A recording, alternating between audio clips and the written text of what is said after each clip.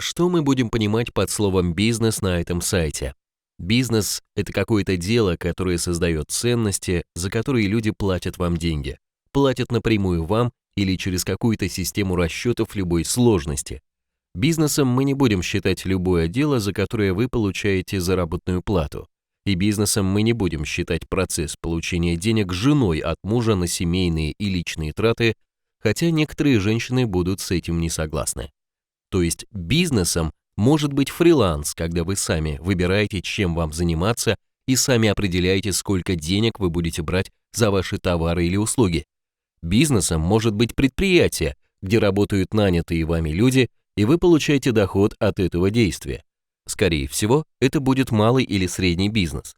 Опыт общения с людьми, имеющими средний или большой бизнес, показывает, что у них обычно нет проблем в отношениях с деньгами. Зато часто встречаются проблемы в отношениях с другими людьми, перфекционизм, неудовлетворенность своими достижениями или самореализацией. С этим тоже можно работать на этом сайте, только в других его разделах.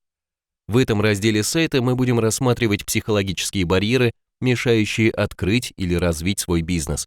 Эта тема очень важна для начинающих предпринимателей, хотя она может быть очень полезной для тех, кто недоволен результатами своего действующего бизнеса. Это психологический сайт, поэтому мы не будем рассматривать вопросы планирования, маркетинга, рекламы, ценообразования и прочее. Этому учат в институтах и на разных курсах. Мы будем разбираться с тем, почему из множества людей, прошедших бизнес-обучение, только единицам удается создать свой успешный бизнес. Все остальные обладатели знаний о бизнес-процессах, тем не менее, довольствуются заработной платой. Либо бизнес у них такой, что их доходы не превышают зарплату, а усилий приходится прикладывать гораздо больше. Причина такой ситуации очевидна. Разные люди имеют внутри себя разный набор программ поведения. Те, у кого эти программы способствуют созданию и ведению бизнеса, преуспевают. Те, у кого имеется несколько или даже хотя бы один внутренний барьер к успешному ведению бизнеса, имеют очень мало шансов добиться успеха на этом пути. С этими барьерами мы и будем разбираться. А знания по планированию, маркетингу и прочим бизнес-премудростям, которые так старательно впихивают в начинающих предпринимателей, никак не влияют на то, попадет ли человек в число успешных предпринимателей, либо вынужден будет продавать свой труд за заработную плату. То есть в этом разделе сайта мы даем инструменты, которые помогут убрать внутренние барьеры на пути к успеху тем, кто хочет создать или развить свой бизнес. Но для начала нам нужно договориться о том, что из себя представляет тот человек, что будет работать со своими внутренними барьерами. На этом сайте за основу принята функциональная модель, согласно которой все мы находимся под управлением сразу 4 самостоятельных центров управления нами, каждый из которых решает свои задачи. Почти все эти центры имеют представительство в нашем теле. Например, вы можете не знать, что вы носите в голове 2 самостоятельных мозга. Это не фантазия автора сайта, это давно известно в такой области науки, как нейрофизиология. Первый, наш самый древний мозг, это рептильный мозг. Именно он обеспечивает нашу защиту и продолжение человеческого рода. Нейрофизиологи считают, что возраст рептильного мозга свыше 2 миллионов лет. Вполне цельную деятельность рептильного мозга удобно описывать через инстинкты. В рамках данной модели используется всего 3 инстинкта. Это инстинкт продолжения рода, инстинкт выживания и стайный инстинкт. Все вместе наши инстинкты обеспечивают нашу безопасность, вашу личную и человеческого рода в целом. Дальше мы будем считать, что этот первый центр – это наш центр обеспечения безопасности. Он оказывает немалое влияние на тех, кто занимается бизнесом. Например, ваш инстинкт выживания требует, чтобы вы занимали как можно более высокое положение в социуме, там безопасней. А для этого у вас должно быть много денег. Вот откуда у вас может возникать желание зарабатывать все больше и больше денег, хотя вам столько денег для себя явно не нужно. Стремясь помочь нам избежать опасностей, наш рептильный мозг все время сканирует окрестности и указывает нам на наших потенциальных недругов, как на потенциальную опасность. Поэтому вы буквально притягиваете к себе людей, которые затем будут создавать вам разные проблемы. Подробнее об этом вы узнаете позже. Второй наш мозг называется новый мозг или неокортекс. Еще он называется кора головного мозга, вы могли слышать такое словосочетание. Нейрофизиологи считают, что этот мозг появился у человека всего 40 тысяч лет назад. Этот второй наш мозг делится на два полушария. Левое полушарие нового мозга обеспечивает нам логическое, рациональное мышление. Это наш разум. Дальше мы будем считать, что это наш центр принятия рациональных, то есть обдуманных решений. Именно он позволяет нам принимать обдуманные решения в нестандартных ситуациях. Когда вы обсуждаете планы, разрабатываете новый проект или ищете выход из проблемной ситуации, вы как раз используете этот центр. Правое полушарие нового мозга обеспечивает нам получение готовых решений без предварительного анализа. Стихи, картины, музыка, изобретения, идеи, интуитивные догадки и прочие плоды деятельности правого полушария приходят к нам сразу в готовом виде без предварительного анализа или синтеза. Люди называют эти процессы озарением или интуицией. Поэтому дальше мы будем считать, что правое полушарие нового мозга есть центр творчества и интуиции. У большинства людей он никак не проявляет себя. У бизнесменов этот центр порой дарит им новые идеи, как развить бизнес, или какой бизнес им стоит открыть. А еще у нас есть то, что называется подсознание, которое не имеет отдельного представительства в теле. Подсознание реализовано с помощью узлов нашей нейронной сети, как утверждают современные ученые. То есть это не отдельный орган, а нечто вроде компьютерной программы. В подсознании хранится то, что можно назвать нашей картинкой мира. Это наши верования, убеждения, наш опыт, наши ожидания от себя и окружающих людей, наши привычки и многое другое. Подсознание – это программный блок, который управляет нашим поведением, когда ситуация повторяется и нам не нужно принимать неординарные решения. На работе и в жизни этот центр позволяет нам выполнять привычные действия, не напрягая себя мыслями о том, что и как нужно делать. Большую часть действий в нашей жизни мы выполняем не задумываясь, то есть под управлением этого центра. Структура этого центра вполне понятна, она подробно описана в книге «Открытое подсознание». То есть все мы имеем внутри себя огромное количество готовых программ поведения на все случаи жизни. Эти программы мы закладываем в себя в ходе нашего развития и воспитания. Если мы когда-то загрузили в себя эти программы поведения, то дальше мы бессознательно используем их в подходящих условиях, считая их единственно правильными. При этом мы не задействуем разум, то есть не оцениваем, являются ли эти программы поведения самыми лучшими в нынешней ситуации. Мы просто выполняем их, не оценивая последствия их реализации. Так функционирует четвертый центр управления нашим поведением в повторяющихся ситуациях. Назовем его центр готовых решений. Примерно так мы устроены. Мы являемся биокибернетическими существами, действующими в основном по готовым программам поведения. Причем некоторые программы поведения можно смело оценивать как сбойные или вредные. Именно их нужно выявлять и убирать из себя. Плюс мы имеем отдельный центр обеспечения безопасности и центр принятия решений в нестандартной ситуации. Естественно, это очень упрощенная модель того, что происходит внутри нас. Но тем не менее, она позволяет нам достаточно хорошо понимать причины происходящих в нашей жизни событий. Давайте разбираться с тем, как при наличии такой сложной и вроде бы продуманной структуры принятия решений мы не достигаем тех целей в бизнесе, которые ставим перед собой. Многочисленные исследования, проведенные во многих странах мира, показали, что успешные предприниматели обычно обладают следующим набором базовых личностных качеств. Обычно это высокая самооценка, плюс хорошая энергетика, когда вы ощущаете, что готовы свернуть горы, плюс уверенность в себе и вытекающее из нее умение быстро принимать решения, не зависая в бесконечных сомнениях, плюс умение брать на себя ответственность. Если вы склонны спихивать ответственность с себя, то вам нечего делать в бизнесе. И, конечно, работоспособность, готовность нянчить свое дело как маленького ребенка, не способного сразу стоять на своих ногах. Ну и способность рисковать, но обдуманно и просчитанно. Любителей рисковать много, но далеко не всякий риск оправдывается. А если вы совсем боитесь рисковать, то лучше идите на наемную работу, где все риски возьмет на себя ваш работодатель. Люди, не обладающие от природы подобными способностями, стремятся приобрести их на разного рода мотивационных тренингах российских и зарубежных тренеров. Но тренинг всегда длится небольшое время, за которое невозможно получить длительное и полноценное изменение своих программ поведения. Поэтому полученный во время тренинга заряд уверенности в себе через месяц-два исчерпывается, и человек возвращается к своему обычному состоянию слабой или полной неуверенности в себе. Это прекрасно видно в сетях многоуровневого маркетинга.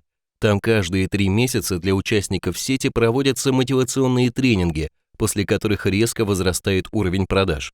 Потом продажи падают, и нужно давать новый импульс уверенности участникам сети с помощью очередного тренинга.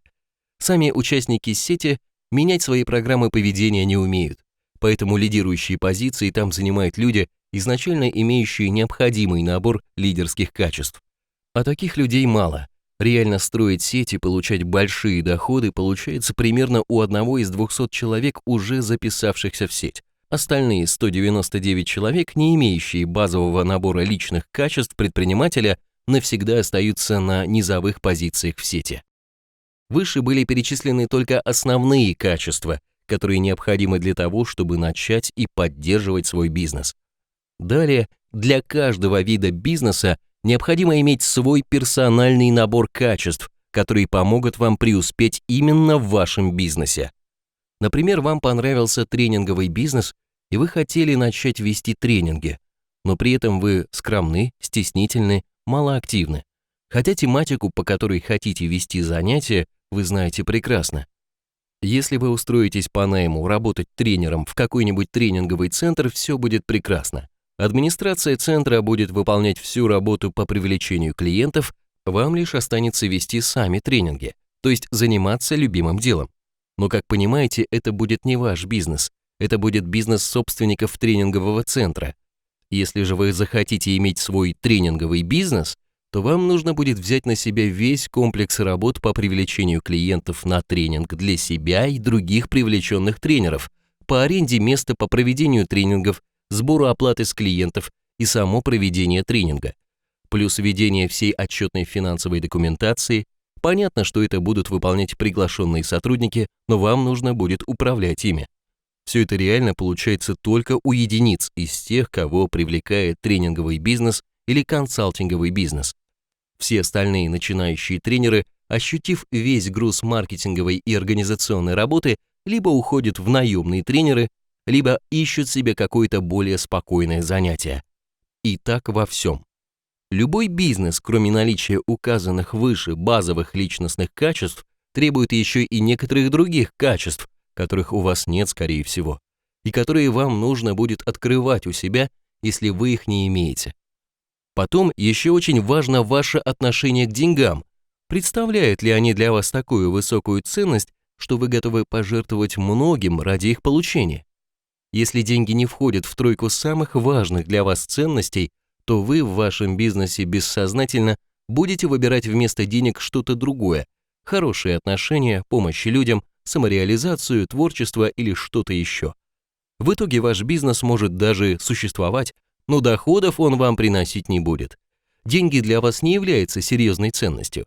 Поэтому на этом сайте вам предлагается следующий алгоритм создания нового или развития уже имеющегося бизнеса.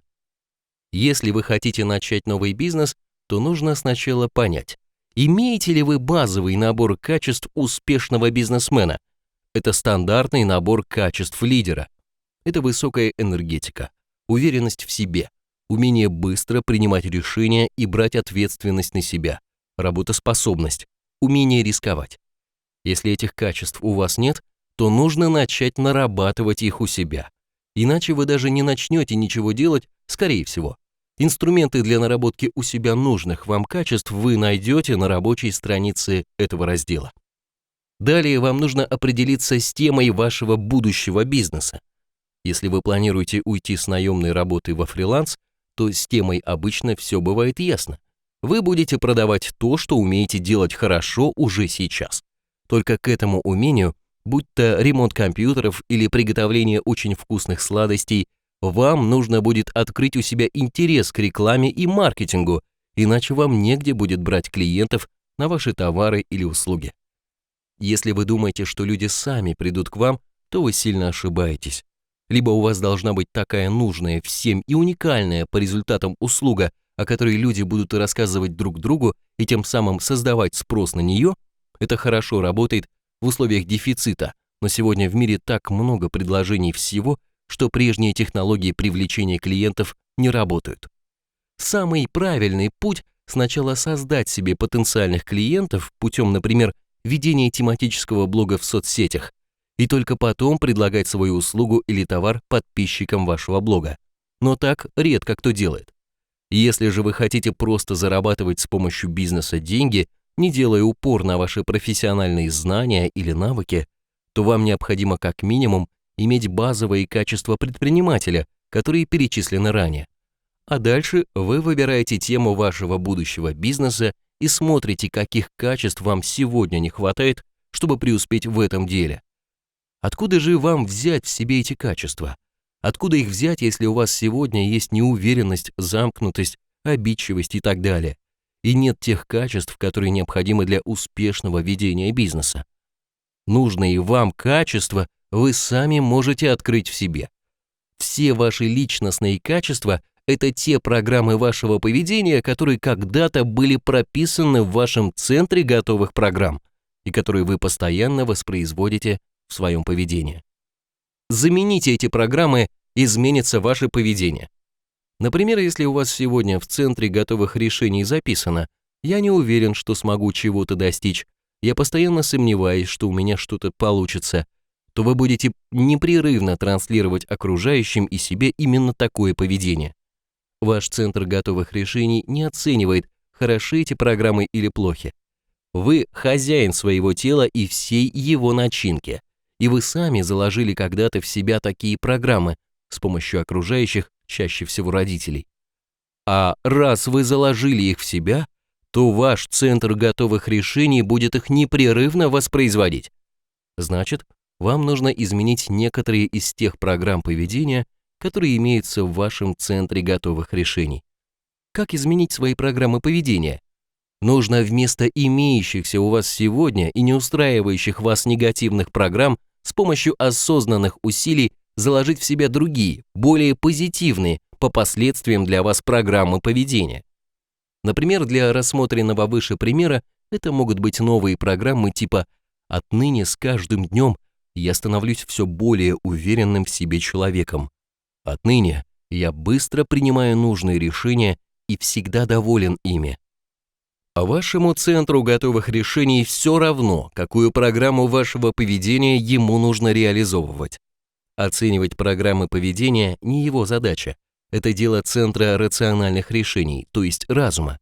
Но вы ему такую задачу не ставили, поэтому он этим вопросом до сих пор не занимался. Поэтому люди в ходе жизни редко меняются. Какими стали в молодости к моменту окончания программирования, такими и живут всю жизнь. Хотя никто не мешает им менять себя любым нужным им образом.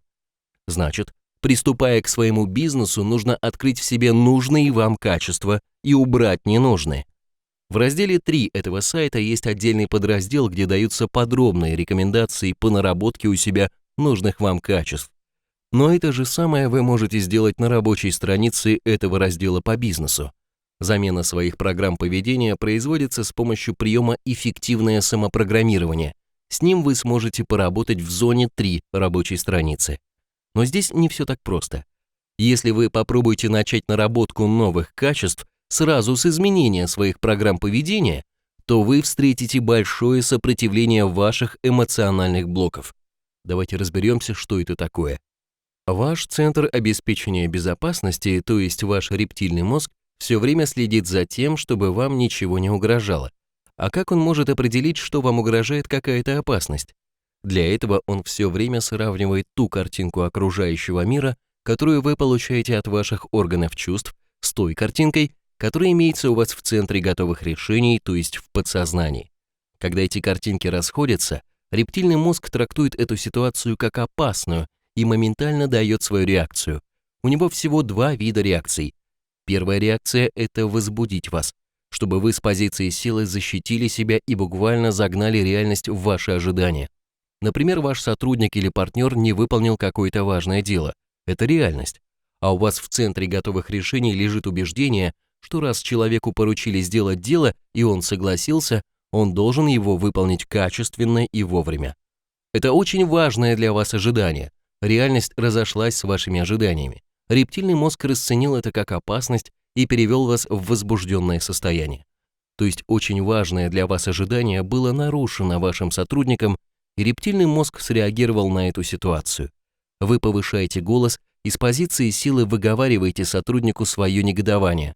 Возможно, для усиления давления вы используете нецензурные выражения. Ваш сотрудник должен испугаться вас и впредь хорошо и вовремя выполнять все ваши поручения. Если вы были очень убедительны, то он может реально испугаться вас и исправить свое поведение. Так бывает. Но достаточно часто он руководствуется своими собственными программами поведения, где вовсе не записано, что порученное дело нужно выполнять вовремя и качественно. В итоге он будет срывать ваши задания, вы будете нервничать, а ваше дело будет страдать. У вас так бывало? 1000 раз, скорее всего. И в каждой из подобных ситуаций гнева вы не используете всю возбужденную в вас энергию, а ваш рептильный мозг всегда дает вам энергию с запасом для победы в реальной драке, этому он научился в процессе естественного отбора. То есть часть или вся возбужденная в вас энергия не используется для физических действий и остается у вас в теле. И рептильный мозг откладывает ее для использования в будущих схватках, когда вы захотите окончательно победить вашего оппонента. Энергия откладывается в теле в виде эмоционального блока. Это телесный или мышечный микроспазм, похожий на сжатую пружинку. Когда будет нужно, эта пружинка разожмется и отдаст запасенную в ней энергию. То есть каждая ваша схватка с людьми, не выполнившими каких-то договоренностей или просто нарушившими важные для вас ожидания, создает в вас очередной эмоциональный блок. Точно так же ваше недовольство собой, вашим мужем или женой, родителями, клиентами, покупателями и так далее оставляет в вашем теле эмоциональные блоки. Каждое негативное переживание, в ходе которого вы не использовали всю возбужденную в теле энергию, создает очередной эмоциональный блок.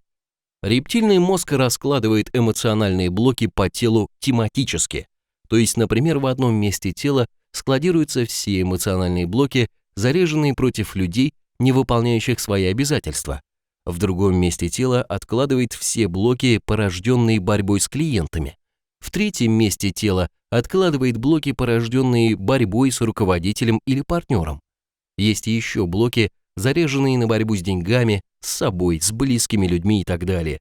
В итоге ваше тело заполнено блоками, готовыми к борьбе с теми, кто вызывал ваше недовольство.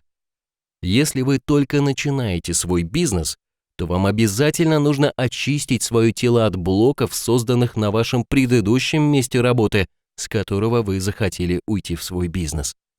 Это могут быть эмоциональные блоки, заряженные на борьбу с вашим бывшим руководителем, возможно, против ваших бывших коллег, поставщиков или клиентов, против денег и так далее. Скорее всего, у вас накоплено большое недовольство своими достижениями, то есть имеется эмоциональный блок, заряженный на борьбу с вами же. Это все нужно убрать прежде, чем вы начнете действовать. Инструменты для стирания эмоциональных блоков из своего тела вы найдете на рабочей странице. Если бизнес у вас уже есть, но он вас не устраивает по каким-то показателям, то начинать его улучшение тоже нужно с очистки себя. У вас явно были внешние или внутренние конфликты со своими сотрудниками, с партнерами, клиентами и так далее. Все эти переживания отложились у вас в теле в виде эмоциональных блоков. Нужно их убирать. Казалось бы, зачем? Эмоциональные блоки создают вам сразу множество проблем. Они уменьшают вашу энергетику, вы быстрее устаете. Они могут создать вполне реальные заболевания тех внутренних органов тела, где они отложились. И главное, они начинают управлять вашим поведением. Что такое эмоциональный блок? Это энергетический заряд, созданный из энергии борьбы с каким-то объектом. Это может быть один человек, группа людей, целая организация, органы власти и так далее. Задача эмоционального блока – силой заставить этого недруга измениться, запугать его, чтобы он начал вести себя так, как считаете правильным вы. Ваш недруг должен стать таким, каким хотели бы видеть его вы. Понятно, что все это делает ваш рептильный мозг в целях обеспечения вашей безопасности, а эмоциональные блоки обеспечивают эту борьбу энергией в нужный момент. Значит, ваш рептильный мозг начинает следить за этим недругом и искать повод напасть на него. Теперь вы не видите в нем ничего хорошего, только недостатки. Все то же самое происходит во всех сферах вашей жизни. Например, вы женщина, и у вас есть муж, который в чем-то не устраивает вас, не соответствует тем ожиданиям от мужа, что хранятся в вашем центре готовых решений. Скорее всего, вы уже много раз пытались переделать своего мужа, используя разного рода запугивания, и понятное дело, что у вас ничего не получилось. В результате у вас в теле образовался огромный эмоциональный блок, созданный из энергии вашей борьбы с мужем. И теперь этот блок управляет вашим поведением. Он все время ищет повод, чтобы напасть на мужа, поэтому вы больше не видите никаких достоинств мужа, только его недостатки. Точно так же и ваш муж теперь видит в вас только ваши недостатки. Все те же процессы происходят в отношениях детей-родителей, если не выполняются чьи-то ожидания. Все то же происходит на работе и в вашем бизнесе. Грабли одни и те же, только расцветочка у ручек разная. То есть имеющиеся в вашем теле эмоциональные блоки будут постоянно провоцировать вас на борьбу. От вас будут буквально исходить вибрации готовности к борьбе. Те, с кем вы настроены побороться, будут улавливать эти вибрации и будут сторониться вас. Ваши клиенты или покупатели будут стараться обходить вас стороной. Ваши сотрудники будут конфликтовать с вами и стараться сделать вам гадость. Вы ведь враг, зачем с вами церемониться? И так далее. И вы хотите в этих условиях всеобщей борьбы, чтобы у вас лучше покупали ваши товары или услуги, чтобы ваши сотрудники старались выполнять свою работу так, чтобы ваш бизнес процветал? Этого не будет. Значит, что нужно сделать, чтобы вы вышли из бессознательной борьбы с теми людьми, от которых зависит успешность ваших усилий? Нужно убрать из себя эмоциональные блоки, заряженные против этих людей. А их немало, как вы уже должны понимать. И еще очень важно убрать блок, заряженный против денег. Скорее всего, у вас не было сильных переживаний, связанных с потерей больших сумм денег, но были тысячи мелких внутренних протестов, когда денег не хватало на важную или нужную покупку, когда нужно было отдавать долг или кредит, когда хотелось помочь близкому человеку, но денег на это не было. Все эти мелкие переживания сложились в один смачный эмоциональный блок, настроенный на борьбу с деньгами. Его тоже нужно обязательно убрать. Когда вы убираете внутри себя блок, заряженный против ваших клиентов, например, то они перестают ощущать исходящую от вас недоброжелательность и начинают с удовольствием пользоваться вашими услугами. У риэлтора вдруг начинают покупать квартиры, у страхового агента страховки. В магазине покупатели будут стараться сделать покупки только у вас. Даже в интернет-магазине увеличиваются покупки, хотя там вы напрямую не взаимодействуете с клиентами. Как убрать из себя эмоциональные блоки? Для этого существует множество практик. Вы найдете описание некоторых из них на рабочей странице. Ссылка на переход на эту страницу находится ниже этого видео.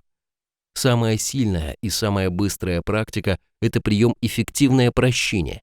Самое подробное описание этой практики вы можете посмотреть в разделе 11 «Инструменты. Делаем внутреннюю чистку» на главной сайта. Для использования этой техники существуют ограничения по здоровью, просим не нарушать их.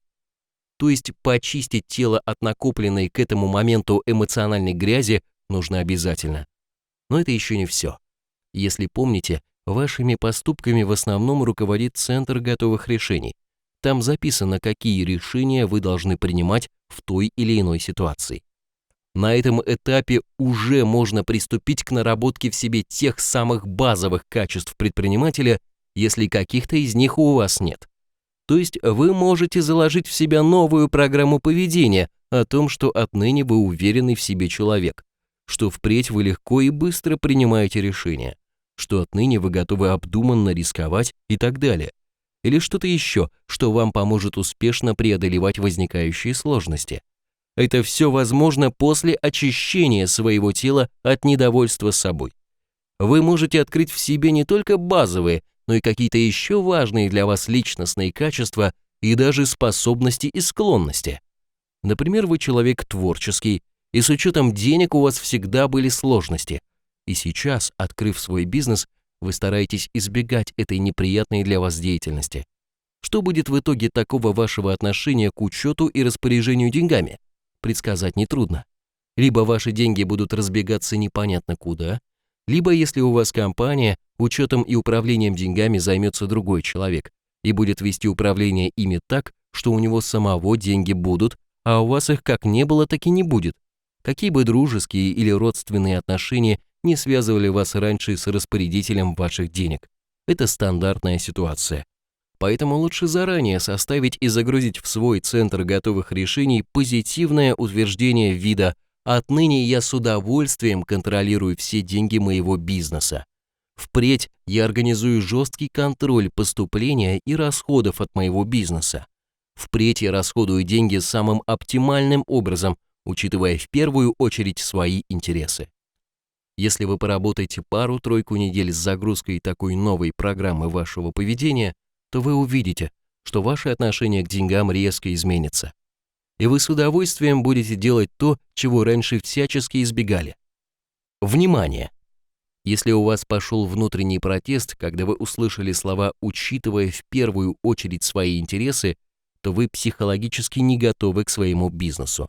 Вашим поведением управляют программы типа «деньги должны доставаться тем, кто хорошо трудится», «нельзя обижать людей», «нужно иметь хорошие отношения в коллективе» и подобные.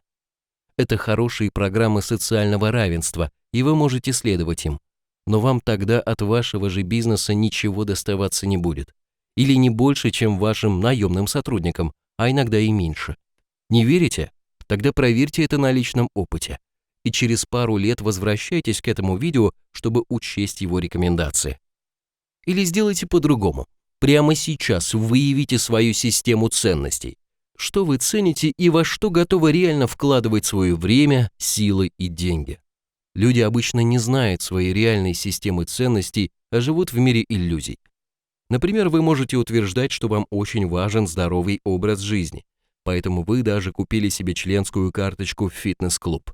Но вот беда, вы уже 6 месяцев не можете найти возможности сходить в фитнес-клуб и позаниматься там. Является ли ваше здоровье значимой для вас ценностью?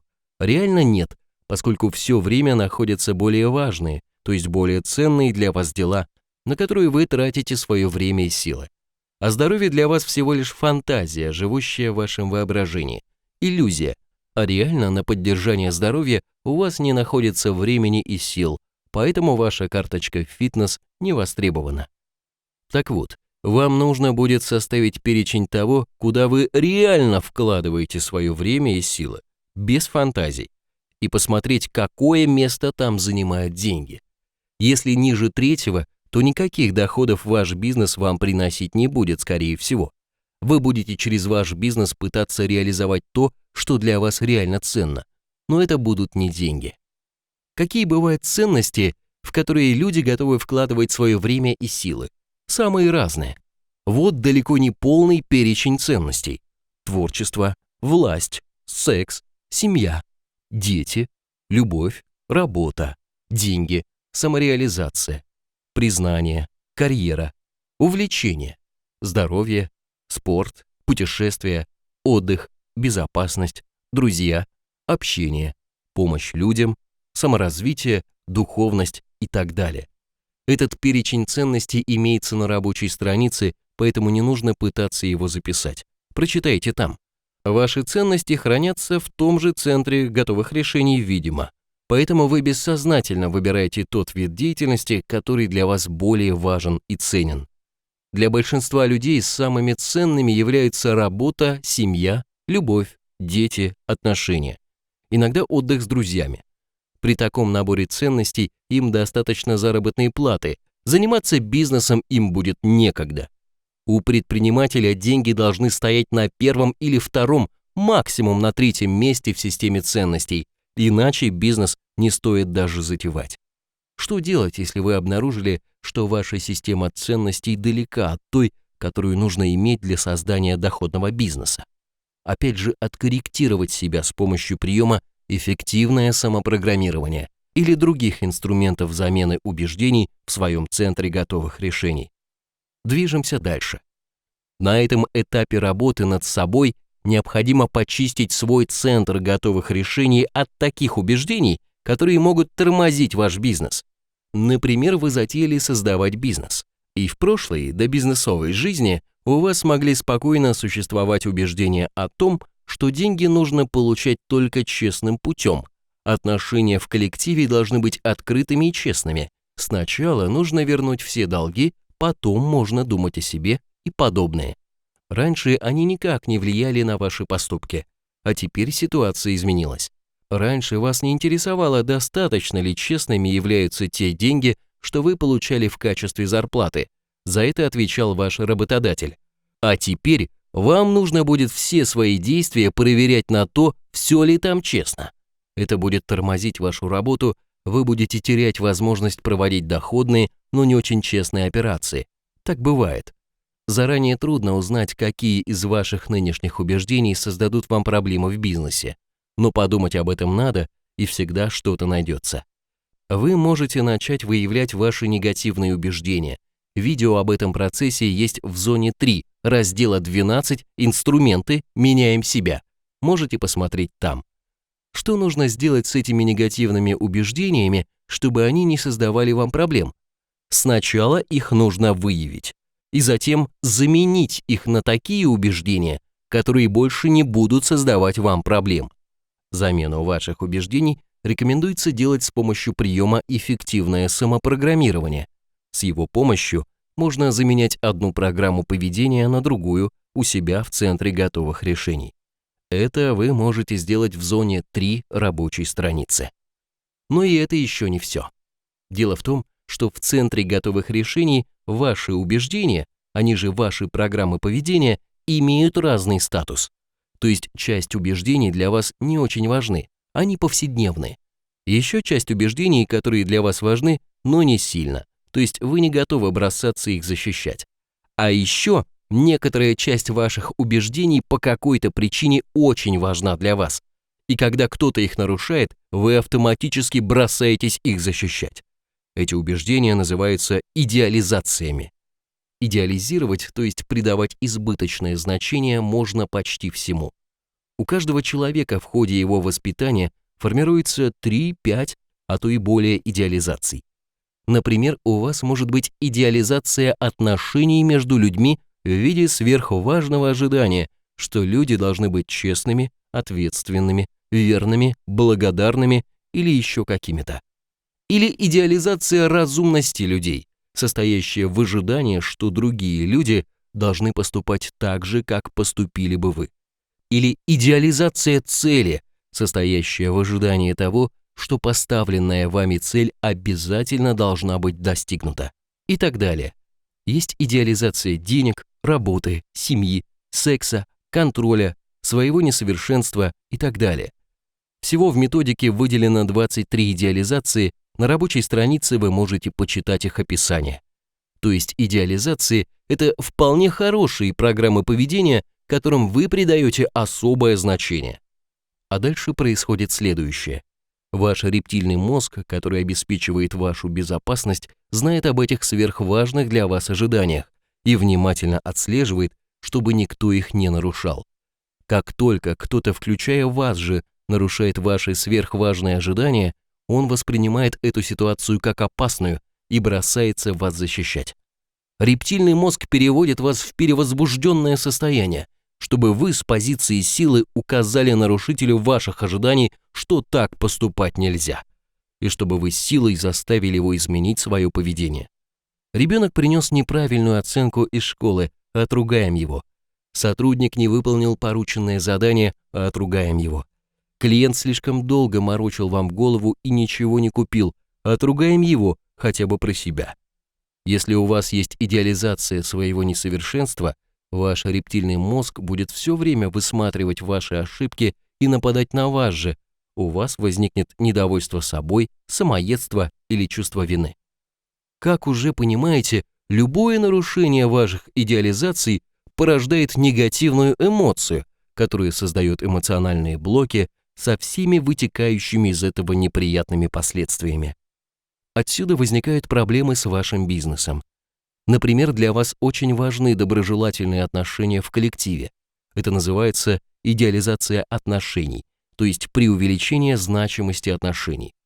Вы открыли салон красоты, но ваши мастера оказались не очень честными и не очень доброжелательными. Они приворовывают расходные материалы, уводят клиентов для обслуживания на дому. А на все ваши замечания огрызаются и обвиняет вас во всех грехах. Ваша идея выстроить в салоне открытые и доверительные отношения дала сбой. Вы нервничаете, ваш бизнес рассыпается. Почему так получилось? Потому что вы в душе осуждаете нечестных и недоброжелательных людей. Ваш рептильный мозг знает об этом и старается оградить вас от этих людей. Для этого он привлекает ваше внимание именно к таким людям, чтобы вы остерегались их. Но рептильный мозг не посылает вам никакого сигнала о том, что вам нужно остерегаться этих людей, поскольку они будут разрушать вашу идеализацию. Или, возможно, посылает какой-то сигнал, но вы этого не понимаете. Можете считать, что через это видео вы получаете информацию от своего подсознания о том, кого именно вы видите вокруг себя при наличии в вас идеализации, ваших потенциальных недругов, с которыми вам придется героически бороться.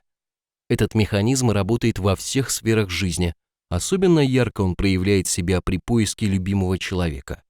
Если вы влюбляетесь, то всегда в разрушителя ваших идеализаций.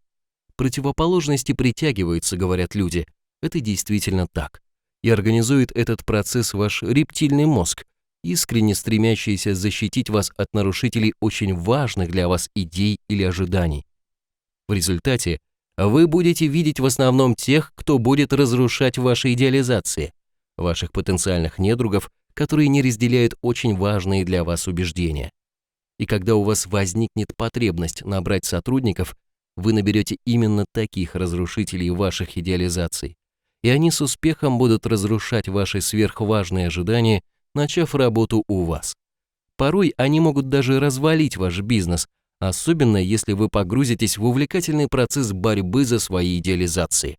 Так бывало уже много раз. Повторим еще раз.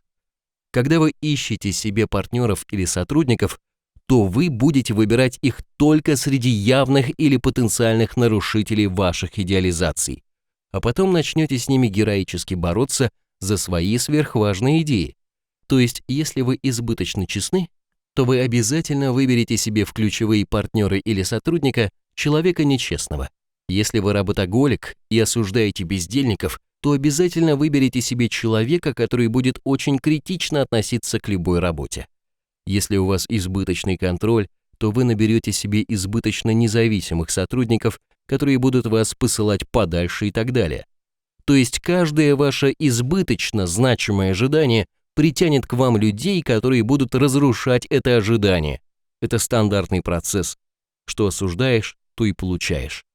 А реализует этот процесс ваш рептильный мозг, изо всех сил стараясь помочь вам защитить ваши сверхважные ожидания.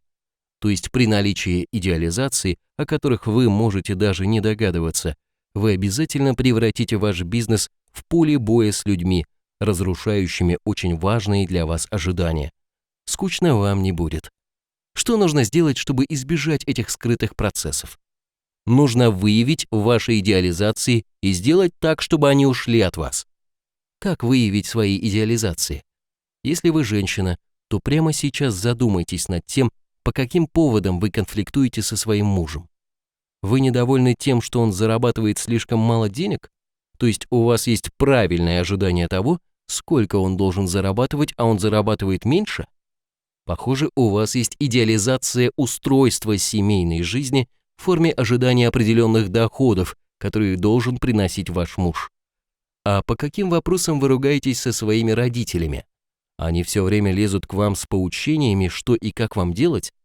Похоже, у вас идеализация независимости в форме стремления немедленно дать отпор тем, кто вас угнетает. При наличии такой идеализации вам сложно работать в коллективе, где кто-то может начать руководить вами. Приемлемое для вас место – это там, где никто не сможет вас угнетать, то есть либо во фрилансе, либо во главе своей компании и так далее. Очень важно выявить и убрать свои идеализации, иначе они постоянно будут вовлекать вас в борьбу за ваши сверхважные ожидания, забирать ваше время и деньги. Как избавиться от идеализаций? Для этого нужно всего лишь понизить значимость этих ожиданий в вашем центре готовых решений. Перевести ваши идеи и ожидания из разряда сверхважных для вас в разряд обычных, не требующих защиты. Это несложно делается с помощью техники эффективное самопрограммирование, хотя есть и другие инструменты. Например, у вас есть идеализация, то есть преувеличение своих способностей в форме резкой борьбы с теми, кто берется давать вам инструкции или учить вас, что и как вам делать. Вы профессионал, а эти недоумки лезут к вам с советами. Это типичная мужская идеализация, которой обладают обычно реально талантливые люди, которые преувеличивают значение своих способностей. Если вы находитесь в постоянной борьбе со своим руководителем и считаете, что он незаслуженно занимает свое место, то у вас есть такая идеализация, скорее всего. И она уже не раз привела к тому, что вы со скандалом уходили со своей прежней работы. И теперь вы решили заняться своим бизнесом. С ним у вас тоже будут большие сложности. Вы все время будете отслеживать, чтобы никто из ваших сотрудников, заказчиков или клиентов не вздумал давать вам какие-то советы или рекомендации. Вы все знаете сами. Поэтому вы будете давать взрывные реакции на такое поведение и терять людей и заказы. Значит, нужно убрать эту идеализацию, которая ввергает вас в непрерывную борьбу. Делается это путем загрузки себе в центр готовых решений новой программы своего поведения. Отныне я позволяю другим людям давать мне советы и рекомендации. Отныне я спокойно и доброжелательно реагирую на любые попытки помочь мне. Отныне я понимаю, что все люди – это звезды, но просто они являются звездами в другом виде деятельности, за что я их уважаю. Когда вы заложите в себя это новое убеждение, то вы совершенно перестанете реагировать на попытки помочь вам. Вы прекрасно понимаете, что все равно вы все сделаете по-своему, но вы даете другим людям тоже почувствовать свою значимость. И все. Больше никаких переживаний по поводу того, что кто-то смеет вам советовать, вы больше не испытываете. В результате у вас ушел источник многолетнего стресса, ушли некоторые заболевания, слегка восстановилась энергетика. Точно так же вам нужно поработать с остальными своими идеализациями, выявить и убрать их из себя. И тогда окажется, что у вас много энергии, которую вы приложите к развитию своего бизнеса. И у вас все будет получаться, поскольку вы стали позитивным человеком. Инструменты для выявления и освобождения от идеализации вы найдете на рабочей странице. Все это нужно проделывать параллельно с подготовкой запуска вашего бизнеса, составления бизнес-плана, подбора поставщиков или клиентов и так далее. И запускать бизнес стоит после того, как вы убрали из себя свои идеализации и негативные убеждения и вывели себя из борьбы с собой и окружающими людьми.